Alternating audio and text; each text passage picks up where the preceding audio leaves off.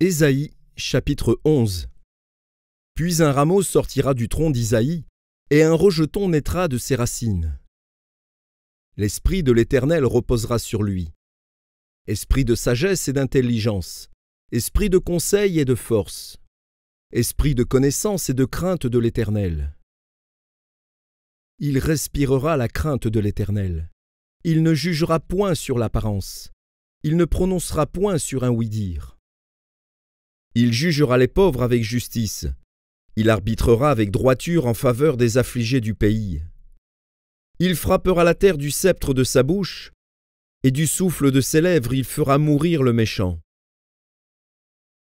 La justice sera la ceinture de ses flancs, et la fidélité la ceinture de ses reins. Le loup habitera avec l'agneau, et la panthère se couchera avec le chevreau. Le veau, le lionceau et le bétail qu'on engraisse seront ensemble, et un petit enfant les conduira. La vache et l'ours seront à un même pâturage, leurs petits à un même gîte. Et le lion, comme le bœuf, mangera de la paille. Le nourrisson s'ébattra sur l'antre de la vipère, et l'enfant sevré mettra sa main dans la caverne du basilic. Il ne se fera ni tort ni dommage sur ma montagne sainte, car la terre sera remplie de la connaissance de l'Éternel, comme le fond de la mer par les eaux qui le couvrent. En ce jour, le rejeton d'Isaïe sera là comme une bannière pour les peuples. Les nations se tourneront vers lui, et la gloire sera sa demeure.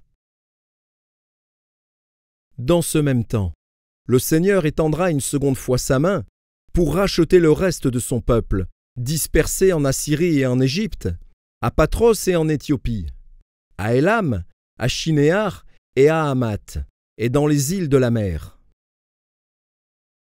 Il élèvera une bannière pour les nations, il rassemblera les exilés d'Israël, et il recueillera les dispersés de Juda des 4 extrémités de la terre. La jalousie d'Éphraïm disparaîtra, et ses ennemis en Juda seront anéantis. Éphraïm ne sera plus jaloux de Juda, et Juda ne sera plus hostile à Éphraïm. Ils voleront sur l'épaule des Philistins à l'Occident. Ils pilleront ensemble les fils de l'Orient. Édom et Moab seront la proie de leurs mains, et les fils d'Ammon leur seront assujettis. L'Éternel desséchera la langue de la mer d'Égypte, et il lèvera sa main sur le fleuve, en soufflant avec violence. Il le partagera en 7 canaux, et on le traversera avec des souliers. Et il y aura une route pour le reste de son peuple, qui sera échappé de la Syrie, comme il y en a eu pour Israël, le jour où il sortit du pays d'Égypte.